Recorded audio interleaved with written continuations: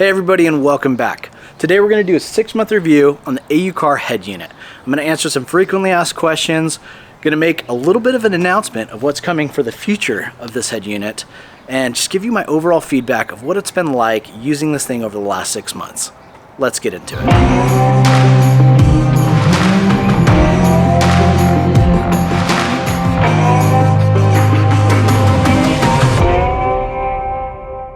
Now, the first thing I really want to get into regarding the head unit is the first video that I did. Now, in that video, I went over a lot of the features and a lot of the things and the functions that this head unit does.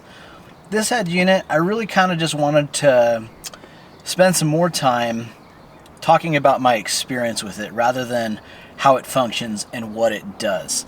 And so if you haven't seen that first one, you'll want to go and watch that to really see what this head unit is all about. Now, there's some frequently asked questions I really wanted to touch on because there's been so many questions that people have asked me about this head unit through Instagram, through Facebook, through the comment section on the previous video.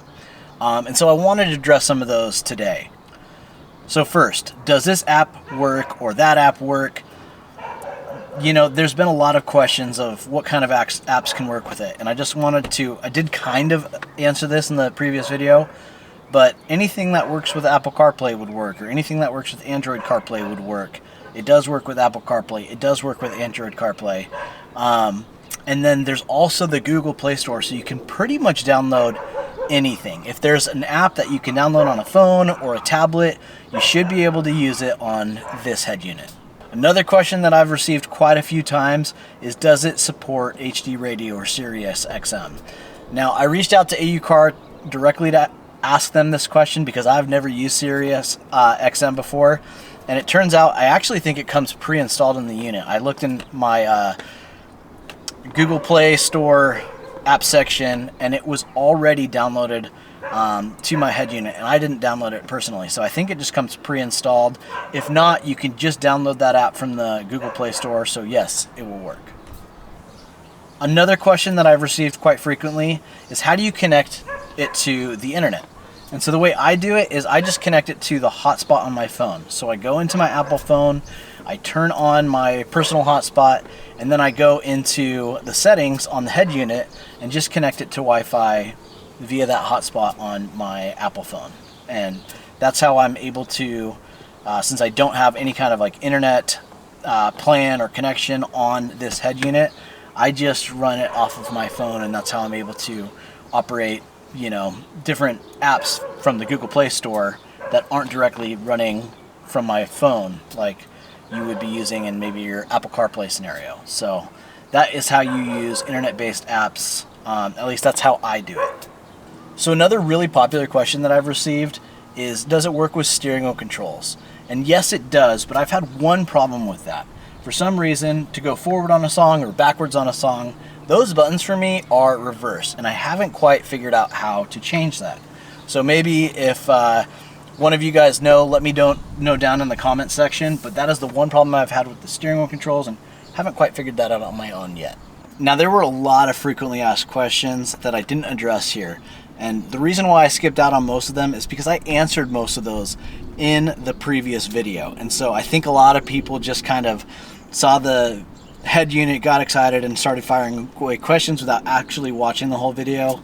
I spent a lot of time and work putting these videos together. So before you shoot off a question, make sure you watch the whole thing. If you have a question about how this head unit works, make sure you watch that first video first. And if you still have a question, I'd be more than happy to answer it, but please make sure that you watch the entire video, because obviously, you know, I have to put in a lot of work answering questions that I've already answered in the video. So I'd appreciate that if you guys would, you know, take the time. If you've got a question, watch the whole video. If you still have a question, feel free to fire away, and I would do my best to answer that question to the best of my ability. Let's get into my experience with this thing over the last 6 months. Now, what I really wanted to focus on is, for the most part, I haven't had too many issues with it during most of the time span that I've had this head unit.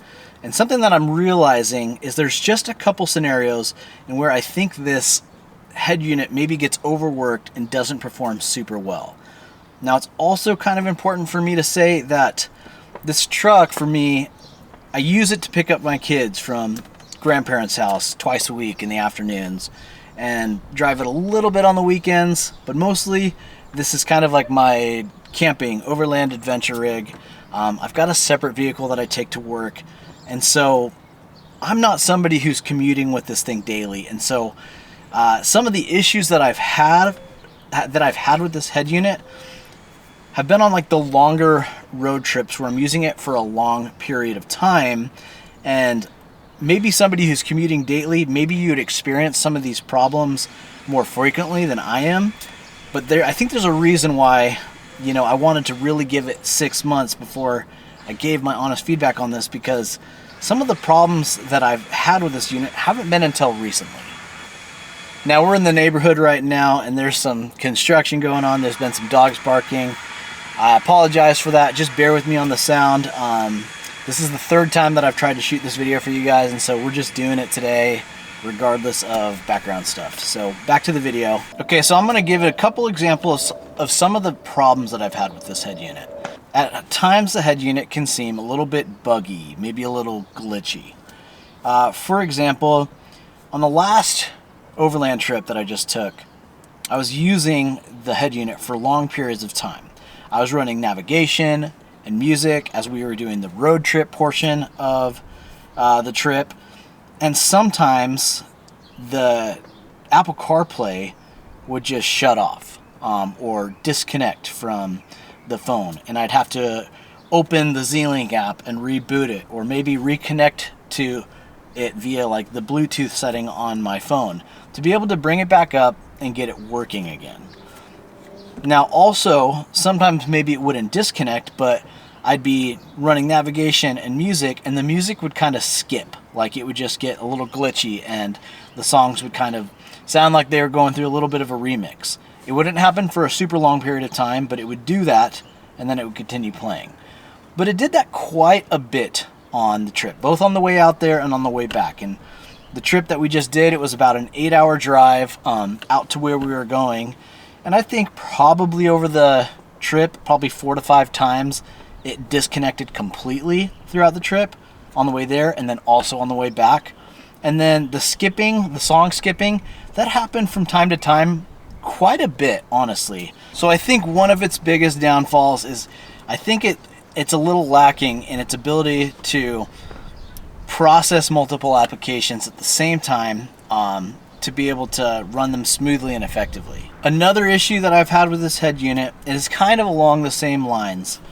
But when I'm out on my off-road trips, I like to use onX Off-Road to navigate me when I'm away from internet connection and I need to navigate where I'm going off-road.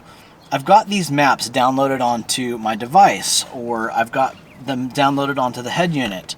And those things require, I think, a lot of memory to process a lot of data. And an issue that I've had is I'd be running onX Off-Road on both my phone or separately on the head unit. I'd have a hard time getting the markers and my waypoints to show up on the head unit. Now, onX Off-Road you can run via Apple CarPlay, and the same thing, I'd be able to see like the navigation taking place on the head unit, but I wouldn't be able to necessarily always bring up the waypoints and my marks of where I was trying to go, which at the end of the day is a really big problem when you're trying to navigate where you are off-road. And so I think that kind of has something to do with the memory issue that I was talking about, or maybe the processing speed that I was talking about. And so that was a little bit frustrating on the last off-road trip that I did. Now, I did, and I've got this new really heavy-duty phone holder, which I do have another video on if you guys want to check that out. So I was able to do what I needed to do just using my phone. But one of the biggest selling points for me of this head unit was the really big screen, which I really intended to use for off-road navigation. And so I've been a little bit disappointed in that aspect of things.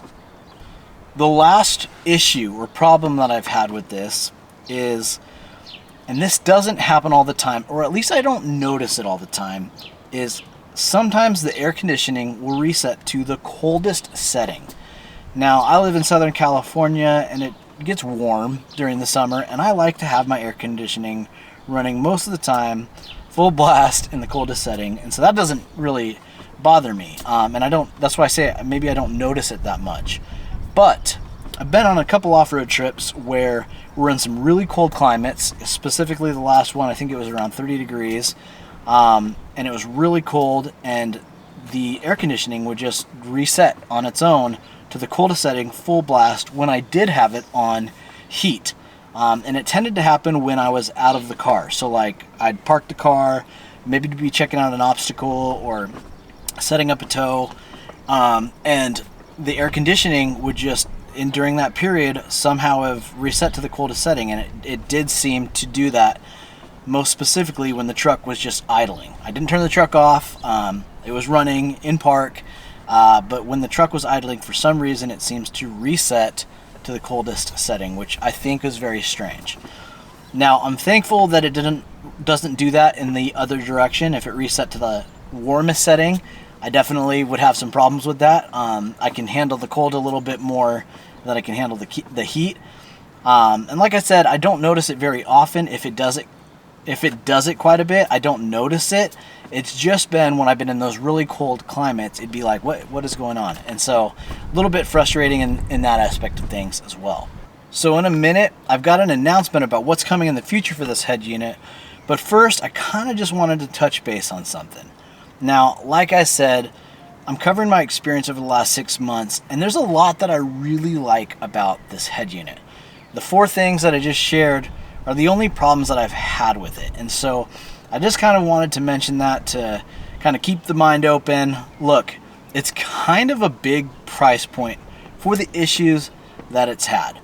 But this isn't meant to be a negative review. This is just meant to be what my experience has been with this thing. You know, on a day-to-day basis, I really like it and normally don't have any issues. But it does seem when it's running for a longer time, or maybe I'm running a lot of applications, it does seem to struggle quite a bit. Now, it's never been an issue that I couldn't just reboot the system or reconnect the app or something like that and it cleared things up. I've never been able to not fix the problem. But there's been some times where I'm on these off-road trips where I just don't have the time to deal with it. And so, unfortunately, that's my biggest gripe. I'd really love to see them iron things out so that way when I'm out on an off-road trail, I don't have to worry about trying to make sure everything's working the way it should and make sure that my navigation is keeping up with where I'm going and I can see my markers. Until that works correctly, I'm just going to be using my phone because I just don't have the time to worry about it when I'm on the trail. Now, like I said, the little bit of an announcement. Let's get into that real quick. So AUCAR's been hearing the feedback from me. They've been hearing it from you guys. Some of you guys who have been voicing your concerns to them about some of the problems that you've been experiencing. And what I know so far is they're coming out with a new model. I don't know much about it. I know a couple things which we'll talk about right now. They're going to be sending me the new model sometime this summer. So as soon as I get my hands on it, get it installed, and start playing with it a little bit, I'll put out a video going over it. And I'll probably have to do another long-term review just to make sure that they've ironed out all the problems that I've had with, this one. But what I do know about it is it's going to have an updated user interface, and so it's going to be the more up-to-date software than what we're seeing here. The software is a little bit outdated. I do think it looks great personally, but apparently there's an even better version, which is exciting to hear about. And I think they're going to be upgrading some of the hardware, maybe the memory, giving it more memory. So hopefully that's going to iron out the processing speed and running applications side of things, which I personally kind of theorize is the problem behind most of the problems with this head unit. It's just it doesn't have enough processing speed or memory. Once again, I'm not a techie guy, and so I'm not super well versed in how all that stuff affects each other. But just given my experience, something just doesn't seem like it's running quick enough to be able to handle all the stuff that I'm trying to do with it. So after 6 months of using this thing, I think it's okay. It could be a lot better. I really like the potential that this unit has, and so I'm really excited to see what this next unit looks like. In the meantime, if you guys are interested in checking out some of the other interior modifications, including that phone mount that I talked about in the video, check out this video where I go over some of the best second gen Tacoma interior mods that you can make. Thanks for watching. I hope to see you guys out there. We'll catch you in the next one.